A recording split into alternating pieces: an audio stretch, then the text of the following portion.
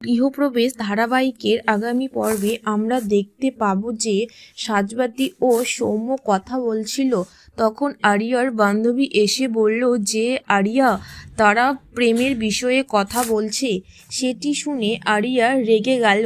এইদিকে শুভলক্ষ্মী মোহনাকে বলছে এইভাবে ভেঙে পড়লে চলবে না মোহনা ভাবছে কিভাবে তার দাদার থেকে স্ত্রীকে বাড়ি ফিরিয়ে নিয়ে আসবে। কেশবের প্রেমিকা কেশবের ফোন করে বলছে তাদের বাড়ি আসবে। এইদিকে কেশব বলছে তাদের বাড়িতে অনেক প্রবলেম।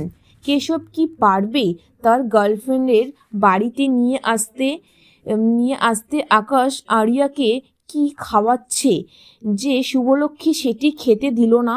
মোহনা আর কেশব প্ল্যান করছে কিভাবে স্ত্রীকে বাড়ি ফিরিয়ে নিয়ে আসবে। জানতে হলে অবশ্যই আমার চ্যানেলটি সাবস্ক্রাইব করুন।